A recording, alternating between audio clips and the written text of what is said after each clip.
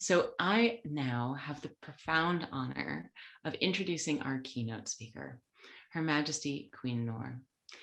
Her Majesty Queen Noor is an international public servant and an advocate for cross-cultural understanding and conflict prevention, as well as recovery issues such as refugees, missing persons, poverty, climate change, and disarmament. Queen Noor's work in Jordan and across the Arab world has focused on national and regional human security in the areas of education, conservation, sustainable development, human rights, and cross-cultural understanding. And she credits her Princeton University degree in architecture and urban planning, which I will ask her about a little bit later, with influencing her innovative and holistic approaches to regional development challenges. This education and this experience and this immersion has led to the establishment in 1985 of the nonprofit Noor al-Hussein Foundation, and in 1999 of the King Hussein Foundation, which she is the chair. The Noor al-Hussein Foundation and the King Hussein Foundation programs have advanced development thinking in Jordan and in the Middle East through pioneering best practice programs in the fields of poverty eradication, women and youth empowerment, microfinance, health, and the arts as mediums for social development and cross-cultural exchange. And these foundations provide training and capacity building expertise in these areas for the broader Arab and Asian regions. But of course, the reason that Queen Noor joins us here today is in her role as a passionate advocate for women's empowerment, education, and full participation in public life and leadership. I know that none of my introduction words could do justice to what we are about to hear from Her Majesty, Queen Noor. We are so grateful to have you join us here today in support of AUB, and we look forward to your remarks. Thank you so much. Thank you, Catherine. And because many illustrious AUB alumni could have filled my speaking spot today, you just heard from 3 of them and an extraordinary trustee. But I feel very privileged because the university holds a very special place in my heart because of longstanding connections through family and my many respected Jordanian and Arab alum friends and colleagues. Perhaps my main qualification for joining you today is that I know a little bit about being in a pioneering class of women at a pivotal and tumultuous historical moment. And for taking those lessons, the good, bad, and the ugly, into my work since.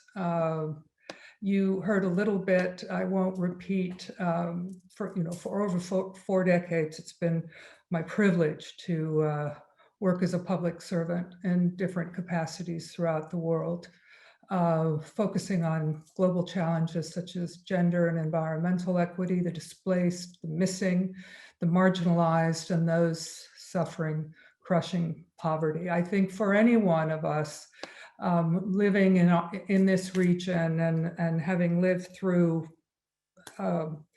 any period of time, probably between since the 155 years of the establishment of the school, the 100 years of the introduction of women to AUB, and to this day, the challenges that our region faces and the important role that women are needed to play in addressing those challenges is critical, because I've seen so many seeds of perpetual instability and conflict, but where societies have invested, as AUB did 100 years ago, to confront and resolve these problems, especially by promoting women's leadership, I've seen all ages flourish, men and women, boys and girls, as agents of change who work towards progress, prosperity, and peace. And that's been true anywhere in the world that I have worked. These concerns surfaced relatively early in my youth. I was born and raised on both US coasts as a young Arab American. And I remember as a small child looking wistfully over the Pacific Ocean imagining with pride the land of my Arab ancestors. We differed from everyone else around us in that respect. And I was conscious of the prejudice faced by our and other minorities. My father's appointment as the President Kennedy's FAA administrator and his indomitable optimism first were the primary influences of a very young career goal of public service, which I viewed as, which seemed to me to be the ultimate personal and professional fulfillment in the examples I'd seen around me. My social and political consciousness was formed early on during the turbulence of the 1960s civil rights and anti-war movements, marching with Martin Luther King and a tear gas fogged war protest line may seem like strange starting points for a journey to a palace. Yet the same ideals and concerns that sparked my involvement with those early movements, well, not early movements, but movements for social justice, for peace and environmental conservation in the 60s and 70s have motivated my work in the Middle East and beyond in the decades since. AUB has played a role, not surprisingly, because since my marriage in 1978, I found common cause throughout with AUB men and women graduates, and who in our aspirations or actual work, public service work, our values, they played a prominent role in helping to counsel me and educate me. And by that, I mean helping to broaden my understanding of the region, and have been long-lasting, cherished friendships. AUB's distinctive role over its 155-year history has been and remains a powerful example of when the best of Arab and American values in institutions and individuals alike join hands to assist in propelling societies, entire societies forward. Quality research and teaching, as you all know, have always anchored AUB's core excellence, but I think its extraordinary impact across the region and the world, now spanning parts of 3 centuries, reflects 2 key attributes that you all embody. Its on-campus values of integrity, equality, freedom of thought and expression, and social and national responsibility. And it inspires its graduates after they leave campus to use their capabilities for the common betterment of their societies and wider world. So we marked the centennial of the first women students at AUB with another century of Arab statehood. And the track record of our region has been mixed, to say the least. This is the verdict of countless tragic and senseless wars, economic and national frailty, and tens of millions of displaced nationals, refugees, and immigrants across nearly half of the Arab countries today. I have no doubt that one reason for this is the very limited role that women have played in the public sphere, in governance, economy, health, technology, media, and the arts. But the 3 seminal moments we note today, while they were all tumultuous times of upheaval in the Arab world and the US, characterized by the political struggles for justice, political and civil rights, human dignity and peace. These are common common factors and throughout this period, as long as it's been. And these struggles sadly continue to this day because their underlying inequities and subjugations were never removed. My family's personal link to this century goes way back to my late husband's great-grandfather, Sharif Hussein of Mecca, who led the Arab struggle for independence and Palestinian rights in the 1920s. And we have to continue working to achieve those goals today.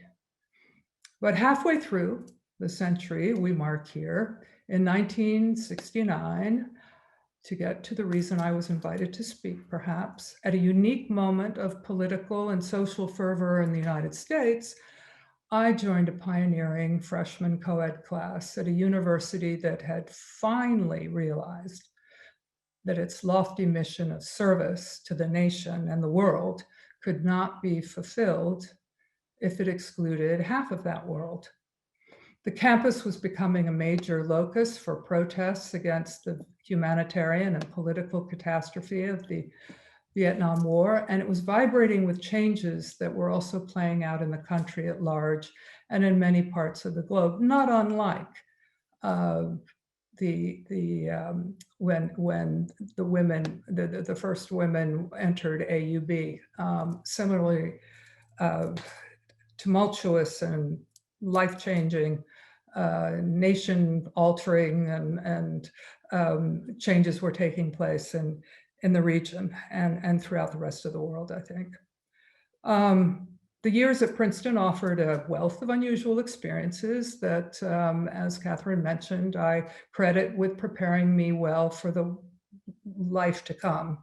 Among those were the diplomacy and survival skills required of a very shy one of 170 women on a campus of, I think, 3,200, and having to negotiate resistance from the university patriarchy of professors, alums, and even students who hadn't known that this was going to take place. This must pale in comparison with the courage and vision it must have taken the much smaller number of AUB's early women students and their families to take such a leap forward, not only for the school, but for the entire region. And I've read some testimony of those from those early students, and it's strikingly similar to how I would have described what it would be like to be on the Princeton campus in the early years, as if we were exotic creatures that had been transplanted into, almost into a shocking situation for everyone else on the campuses. But I do credit my major in architecture and urban planning as having been an exceptional preparation for my life and work beyond school. It offered what I found a captivating multidisciplinary approach to understanding and resolving some of the most basic needs of individuals and communities. Now, I knew I had no artistic talent. I could never remotely have approached as a Hadid, but the aspiring public servant in me identified more with improving conditions in urban communities, just as the groundbreaking Beirut Urban Lab launched at AUB in 2018 does so very impressively. I am a great fan. After graduation, this training enabled me to work in different countries and cultures around the world as I found my way back to the Arab world, where I hope to contribute to improving people's lives and prospects through their living environments. And I knew that I had much to learn when setting my priorities as Jordan's queen beyond the traditional ceremonial limits. From my previous planning work in the region, I knew to avoid making the mistakes of so many who sought, and many still do, to impose Western traditions onto other cultures. Instead, I welcome the diverse ideas and perspectives of many of the graduates I spoke of earlier to build on our citizens' talents while respecting their authentic traditions, cultural strengths, and values. But I also had a genuine inspiration in my husband, who had assumed the throne in 1953, a year after AUB's first co-ed freshman class. He had achieved remarkable progress in modernizing a conservative pre-industrial state to a modern post-industrial one in under 2 generations. And a core of his state building approach was to tap the talent and energy of every citizen by promoting universal education, women's empowerment, and participatory and pluralistic governance. Following his death in 1999, and Katherine's described it for you, we established the King Hussein Foundation to give enduring life to his humanitarian vision and legacy. And there are many parallels, even though we don't work at the university level. Well, we do it in a very limited capacity, but there are many parallels in these programs with what have been AUB approaches over so many decades in terms of trying to provide equitable access to opportunities for women, youth, and marginalized groups. And our training and capacity building initiatives have been to try to extend our best practices and what we have to offer to other states in the region who may have other resources and where we can find some kind of synergy that will advance prospects for women in particular and young people. So in the years after my marriage, I influenced no doubt by my planning work, I approached my development efforts by trying to eliminate the traditional, mostly male-dominated territorial and very territorial silos characteristic of the public sector and many charity NGOs. And of course, in that process, I quickly learned of the pivotal importance of one of Jordan's really least utilized resource, which was, of course, it's women. And this comes as no surprise to anyone here. Over the past decades, as we all know, a global consensus has finally emerged that educated women and girls are really the most direct route to socioeconomic progress, security, and peace, which is often not taken into account. But in the 1980s, it was a very different situation in terms of the barriers and obstacles that existed.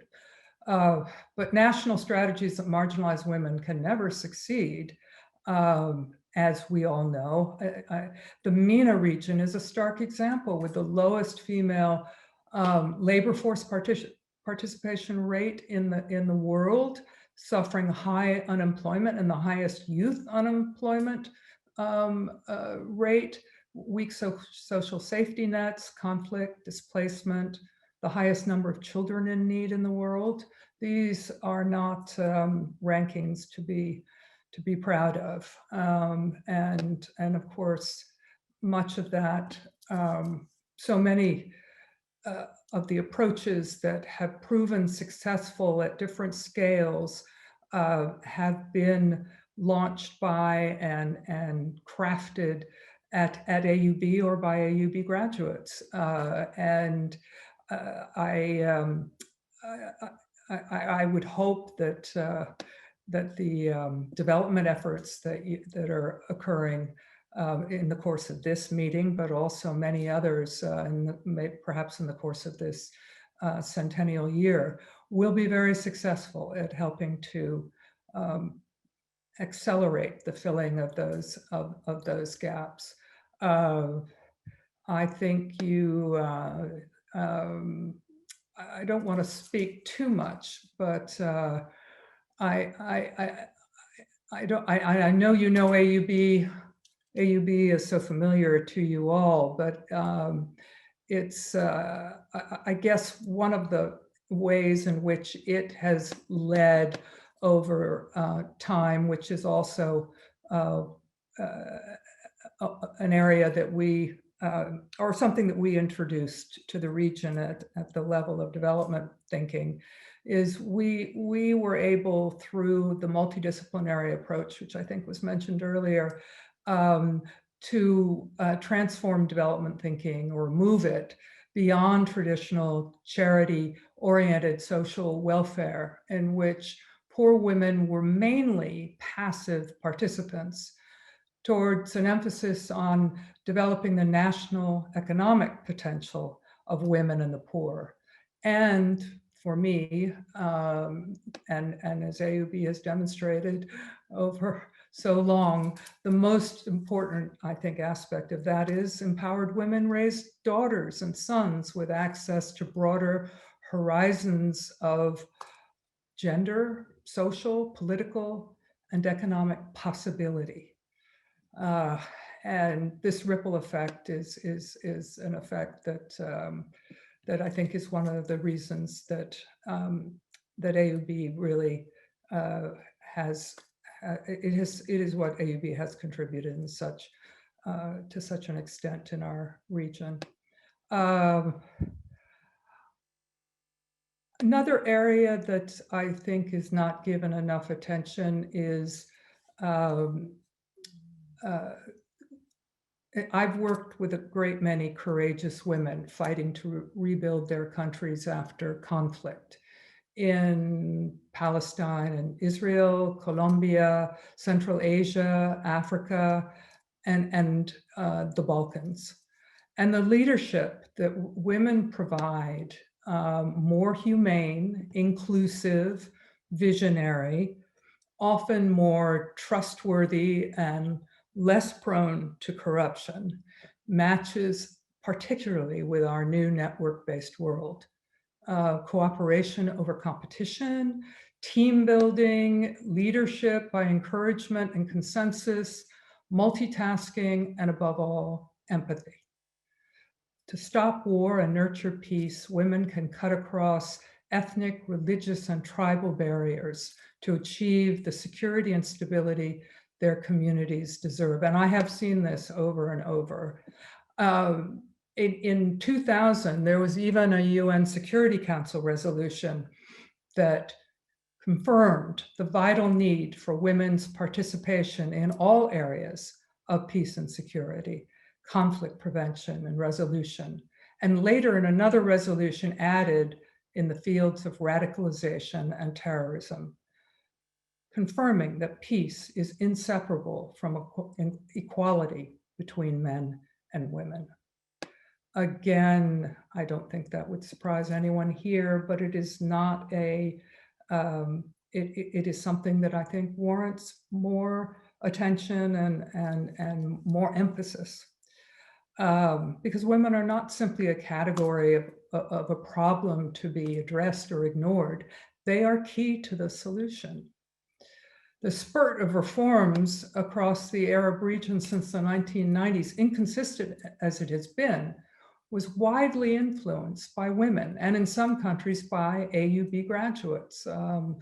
Lebanon, Jordan, Palestine, definitely. Women, especially young women, play pivotal roles in the continuing peaceful protests across our region and beyond, actually. And that process must continue. It must deepen and accelerate in the years ahead, because nearly half the Arab countries are threatened by poverty, inequality, military strife, and deteriorating public services, as so many of you are sadly aware. I'm not surprised that AUB's response has been to accelerate financial aid to students and to expand scholarship opportunities for women, especially for the brightest students from low-income or marginalized communities, and from countries in Asia and Africa. It's actually an approach that we also, that was part of the core mission of our educational initiative in Jordan under the King Hussein Foundation. Because the approaches that center on pluralism and the stimulation of young minds in their strategic planning is why we're all here today. And as we acknowledged AUB's pioneering and egalitarian spirit of the past century, we also celebrate its determination to forge ahead on the chosen path that has never been smooth or easy. But it has generated more cultural and intellectual vitality than any other Arab and an American joint venture in the modern age.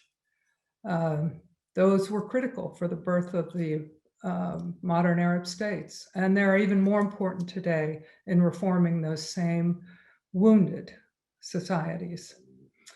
So the participation of women in public life, the private sector, and other dimensions of society will be a critical force in repairing the damage we see before us every day that's been intensified only, again, as I think has been referenced, by the pandemic and by its impacts, not only in our region, but around the world.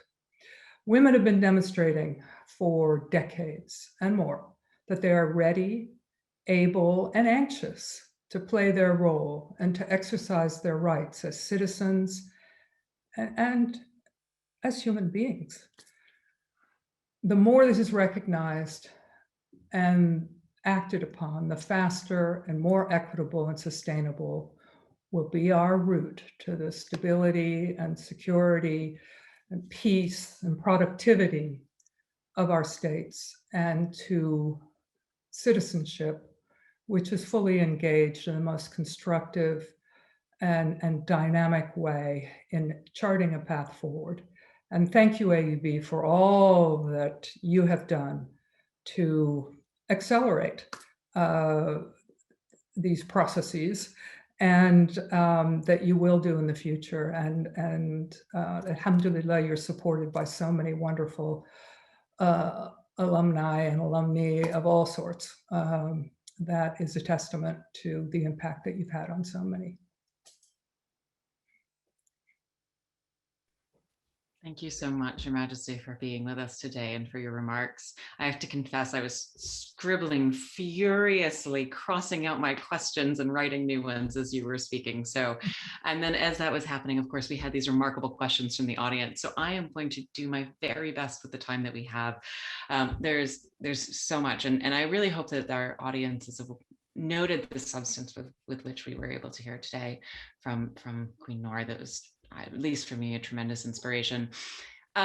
We have about 20 minutes for questions, and I do want to note, of course, from the audience, if you have questions, please do add them in the chat. We probably won't be able to get to all of them, but I will do my best. I will start with a question that I had prepared, which is, I was interested as a champion as a women's education, as you've just heard, what is a success that you have seen over the past century? I think it's quite easy to focus on some of the harder and challenges. I'm interested in what's a success you've seen over the past century, and perhaps what would be the one area of that you would prioritize for the next. And I am asking for the century sort of long range thinking, because we do know that there are no necessarily easy wins.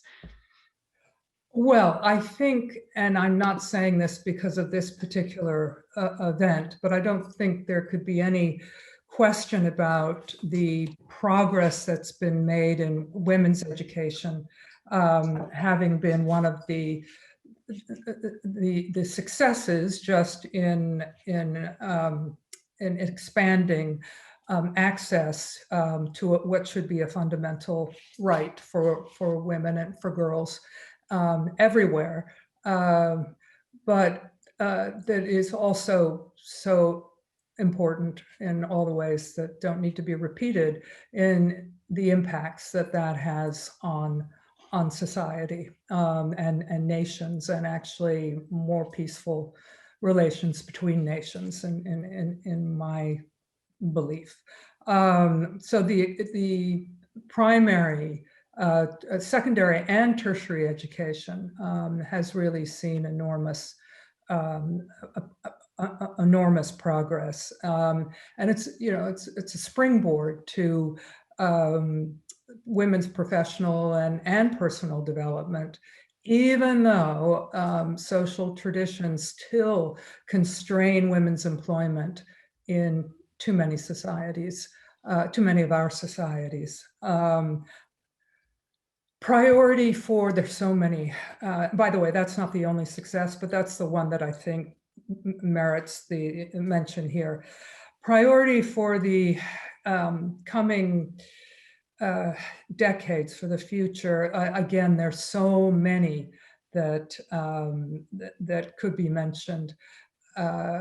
Certainly creation of sufficient jobs that generate both family income, but also national income. And the government and the private sector need to provide more equitable access to human services, to water, education, health, but where women are concerned, access to financial services.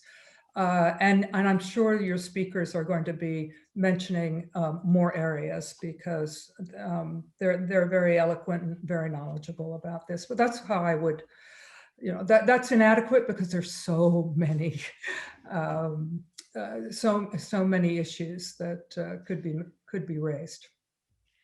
Absolutely, thank you. So one question that came in from the audience, and I was actually going to ask myself, what about society must change in order for women to be as successful as we know they can be? And then the question from the audience was, how do we bridge the aspirations of women's empowerment with the reality that we read about every day, where even, for example, princesses are not allowed their freedom, or we have indefinite detention of individuals who are advocating on behalf of their rights? The questioner asked, it feels like one step forward and two steps back. There's also a question, if I may, on comparing and contrasting the fights for women's rights in the US and the Arab world. Perhaps there's something in that through line that we could pick up on.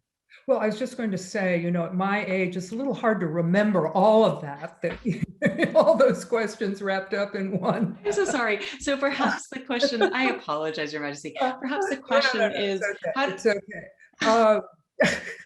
I think the discussion, you asked that question and then added in a question from the audience that was political, basically, and that is certainly that political framework that exists in so many of our societies, that is, even if the numbers, if they can point to numbers increases in the labor force, though sadly that seems to fluctuate depending on economic conditions, which, as we all know, are terrible right now in so many places. But even if they do, unless women are really, unless the space is made available for them to be involved in policy and planning, and to, as I mentioned much earlier, to have access to financial services, et cetera, but also to feel safe and free and valued in their in the voices that they can contribute on whatever level, whether it's family, it's community, it's at the national level or beyond. So I think that the political frame is very important. We need more women in policymaking positions. We need, and not just as window dressing. I think another, we tend still to look at gender in silos. We what women tend to focus a lot on women's issues and women's, the needs for women to progress in various different fields. So the problems that women are having, et cetera.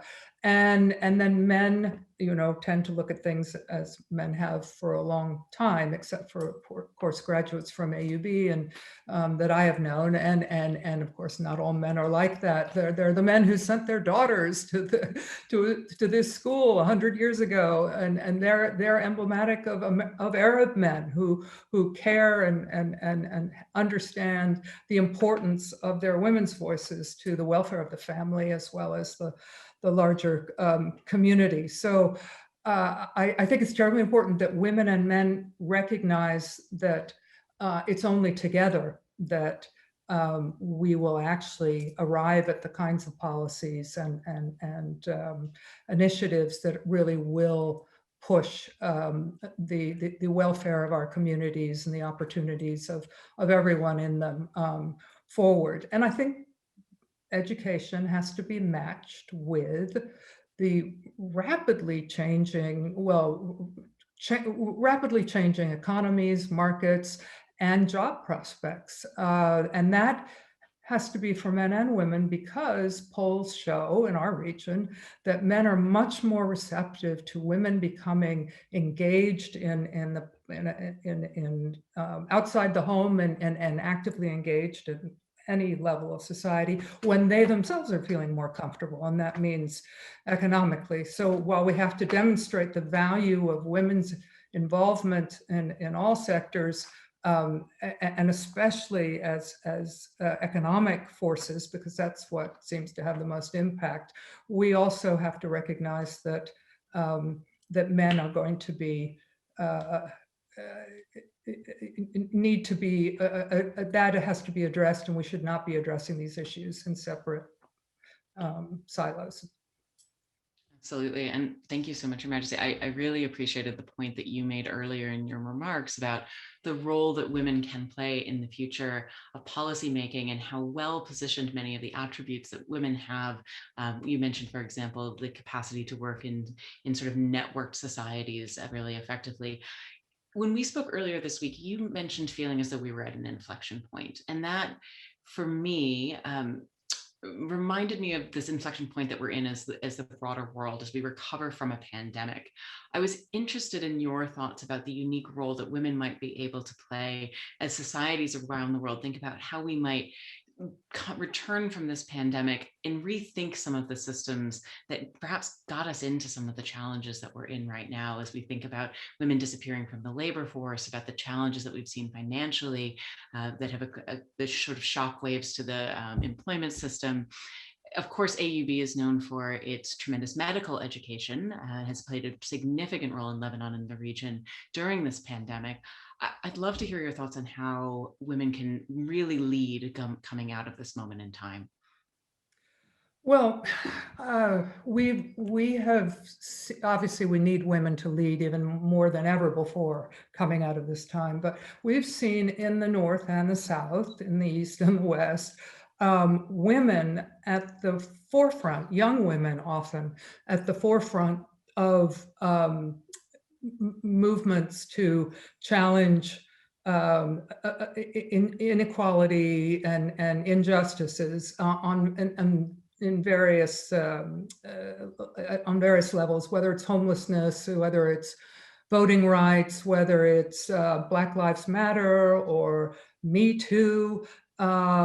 We don't need a special role for women. We need women to be recognized as the essential partners of men, and rich and poor, and urban and rural. Because, but the key there and the question is, how do we ensure this happens? I think in part because you have women who have played this very active role in these, in many protests and in many movements that I just mentioned, that already is putting their voices have been very present, and that has, I think, been a very good thing.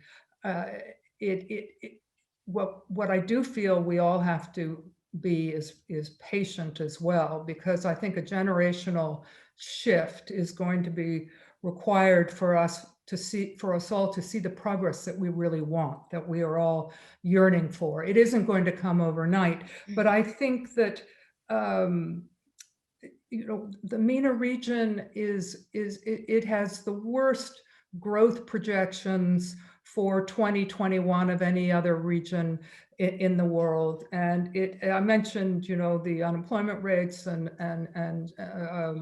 the children in need, and it has the most glaring inequality of any region between different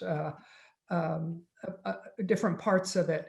These are all issues that women can contribute to in ways that, because solutions haven't been found, and women can bring the voices to the table that actually, I think, can enhance the kinds of discussions that are going to go forward from here. I think it's been recognized that women are needed. Even in the most conservative environments, I think there is a recognition, whether in our region or elsewhere, that there is a recognition that women's voices and contributions have to be made in order to address the problems that have been highlighted by the pandemic, not the health problems, but the economic and the impacts on women, which have been disproportionately felt, not only in terms of job losses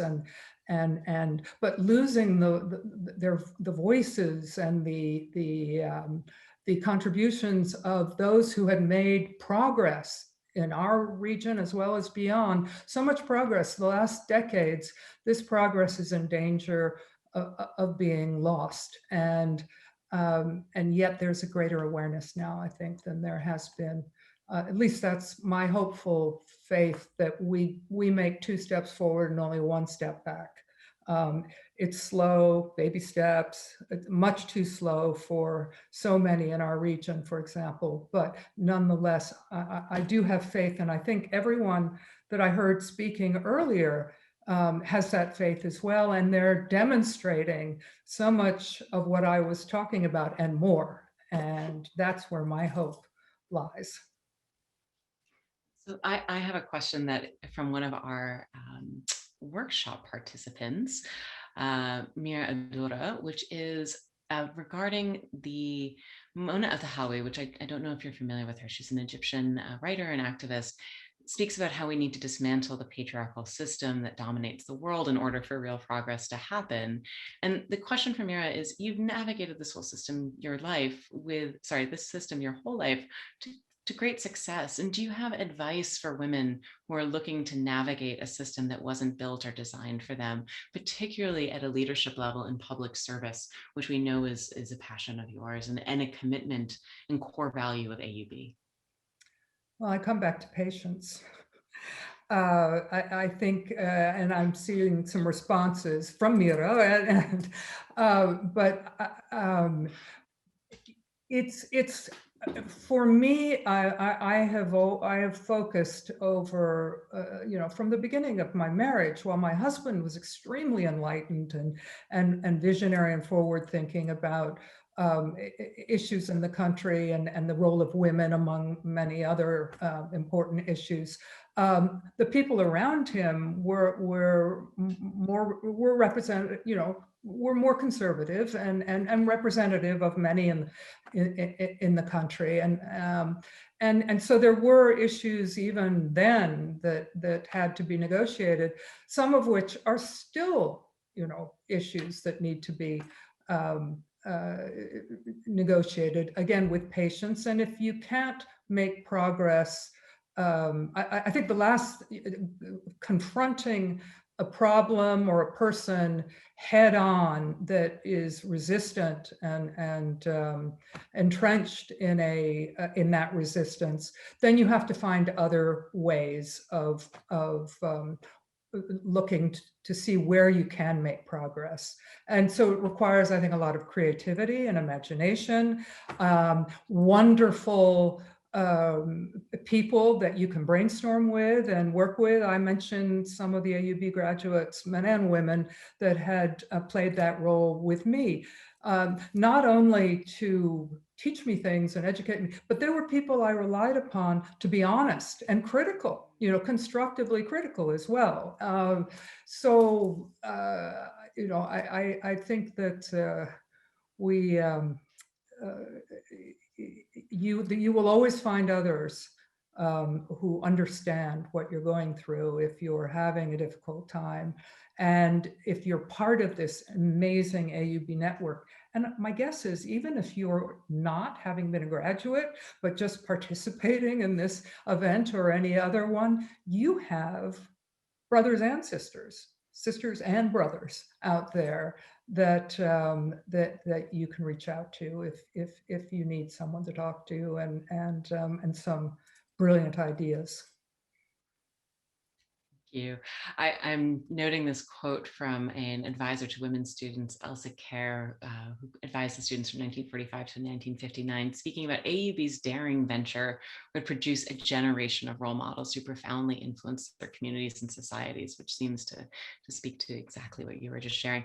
So we probably have time for 2 more questions. And I wanted to give you the opportunity to speak a little bit about your passion of urban planning. I so enjoyed when you spoke about this earlier. As you referenced, AUB has the Beirut Urban Lab, and you, of course, did your thesis on urban planning and I don't want to say redevelopment, there's an aspect of gentrification of that, but reinvigoration of underserved communities in New York as part of your time at Princeton. I'm interested, your audience may not know, but by 2050, more than 2/3 of the world's population will live in cities, and that trend is especially pronounced across the Arab world. What role do you think that women can play, and what role can AUB play in really thinking about how this trend can best serve our societies as we go forward? Well, again, as in so many other subjects we've been discussing, there is a need to address the gaps or the lack of women in policy planning for urban development. Now, you have the amazing Mona Fawaz and her partners at the Beirut Urban Lab, who are doing amazing work and really demonstrating so clearly what women involved in such a project or in that sector can accomplish. Their comprehensive look at the needs of individuals and different communities in Beirut, whether it was after during the period of the I think it was the Israeli invasion, and then after the port explosion, and continuously, I'm sure, since, and certainly going forward. It's so well established now, and its work isn't just focused on Beirut and Lebanon focused needs, but they're also helping to train refugees and those who've been displaced by conflict in the region, to help them gain the skills and capabilities to return to their communities and help in the rebuilding process and really transforming. This is something that I was very concerned about in Jordan, because we have so many refugees. You have a greater percentage in Beirut, in Lebanon, than we do in Jordan. But nonetheless, from the Syrian war, we have a very large number. And for a long time, because of local communities resisting income generating jobs and a focus investment into providing working opportunities for the refugees, because our own local communities were struggling. One of my worries was that you have all these young people that are spending years and years without developing the kinds of skills that could make any kind of future possible for them. And there's the Beirut Urban Lab who's doing it. And I wish that could be transplanted into other parts of the region. So let me just use it as an illustration of what I think. It doesn't address all of your question, but it does speak to, and anyone who wants, there are several interviews with Mona Fawaz and others that you can access if you're interested in this subject, and you will see how not only eloquent and intelligent and really brilliant they are, but also the extent of their work. Thank you. So one more question, but before I do, I wanted to take the opportunity.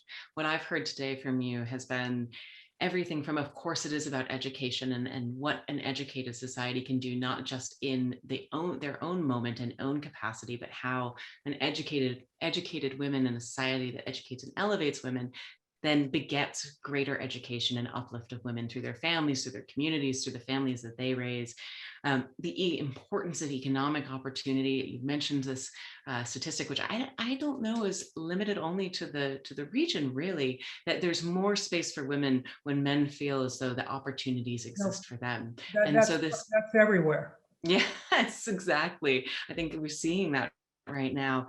I loved what you said, that women are not a category to be managed. This idea that all work that needs to be done in public service and in public policy and planning needs to be interdisciplinary and intersectional, to recognize that women don't just work on women's issues, but are in fact critical contributors to all issues. And of course, the importance of bringing men along as allies and advocates in order to create this space, that we're raising feminist men and educating feminist men to be part of the conversation. I have a final question, which is from the audience, which is, what are your next plans? What is your focus for the future? What can we expect out of you, given all of the tremendous accomplishments we've seen thus far? Where does your next passion lie? Well, these are ongoing. The King Hussein Foundation will continue to serve Jordan and beyond as long as it's able. My focus internationally, and we will serve the region to the extent that we can and that we're asked to. And beyond that, in the environment issues, climate security, and especially where ocean conservation and ocean, the ocean's extraordinary role in protecting, extraordinary role that it plays in either assuring, if we can conserve it in a healthy way, climate security, because it is the largest carbon sink, if you will, on Earth. So that and trying to introduce, as I have, to several environmental international initiatives, and through this one as well, the importance of looking at the human impacts of whether it's climate change or it's ocean degradation. And one thing I would love is to see the countries in our region, where the ocean is concerned, the coastal countries in our region, collaborate more effectively together. You have various projects in some of those countries, but the regional collaboration just seems to be very hard to achieve on almost any level, and that, I think, is a great tragedy. But before you end, I wanted to mention, because we're talking about AUB and we're talking about women, and I mentioned the women that I had and men that had played such a pivotal part in my early years in Jordan. Those women, I think, are not an unusual face of the women of AUB, because both of two women in particular, and then a third woman as well. The two women are Leila Sharaf, who was Sharif Abdul Hamid Sharaf's wife. Both of them went to AUB, and she played a preeminent role in Jordan on many different levels, from minister and throughout the Arab world as well. And at one point, when my husband was alive, she actually resigned her office because of some pressures that were being brought on freedom of expression, the media in particular. Rima Khalaf Hunaidi, who also has had a very distinguished career, was the founder of the 2000 to 2005 Arab Human Development Reports, which were an extraordinary contribution, the first time ever, this was under UNDP, that Arab statesmen and scholars and even youth and intellectuals had actually assessed the region for an international organization like that. And it took a lot of courage, because I know that they were pressured from within the region, as well as countries like the United States, to excise unfavorable information and reporting. But it was that courage and tenacity that was so important. Then in 2017, and this is a pity, because I don't think having to resign from post should be something we are happy about. But she resigned after she was pressured at the UN and ESCWA to withdraw an ESCWA report that was on Israeli human rights violations. And these are two women who stood up on principle. There were no men that I can point to who have ever done the same kind of thing. I'm sure that's not true in our region, but certainly in those contexts. And Hanan Ashrawi, who was the most articulate and tenacious and important communicator between the Palestinian entities, if you will, and the region, and the Western world. So these three women are just an example of the kind of courage, integrity, and self-confidence that comes from having been well-educated and standing on principle for your values, because you know that's your contribution to the rest of the world. Thank you so much, Your Majesty, for taking this time with us. And thank you for answering our questions, my questions, the audience's questions. There's so much appreciation in the chat. I wanted to take the opportunity to bring in the president of AUB at the moment, Dr. Fadlo Khuri, who is the 16th and current president of the American University of Beirut, as well as the editor-in-chief of the medical journal Cancer. Dr. Khuri was born in Boston, Massachusetts, and raised in Beirut, and attended AUB in 1981 and 1982. Thank you, Dr. Khuri, for joining us in this conversation. Very much, Catherine. Your Majesty, thank you very much. As you mentioned, you have a long, long connection to the university in many ways, including through your father, the late Najib Halabi, who was chair of the board in the early 1980s. And also thank you very much for this very insightful and inspiring and very wide-ranging conversation. You clearly do your homework, and you put us all to shame. So thank you. I want to point out that while this is a very progressive era for AUB, I mean, we have our first ever woman vice president for administration. So she decides who's hired and fired to a large degree. We also have more women deans than ever before, including our first ever woman dean of the Faculty of Arts and Sciences. That's the very first faculty, the preeminent Abbasid and Byzantine historian Nadia al-Sheikh. And our success rate for women who apply for tenure is actually slightly better than men after 3 years, which is fairly unusual for high quality universities. The university had developed a way to understand it. Perhaps women who are prioritizing both their career and their family can figure it out and not be told by a patriarchal system how to do that. So it is an era with half the students being women, with a lot of progress at AUB for women that really started to accelerate under John Waterbury that we can feel good about. There's not a lot to feel good about in Lebanon these days. The pandemic, I want to note that the countries that have most effectively managed the pandemic have disproportionately had women leaders, whether Jacinda Ardern or Angela Merkel. Unfortunately, we still live in a world where women are the first to get laid off. And there's still widespread, horrifying abuse that's rampant, that's unaddressed in most of the world, in the workplace and the home.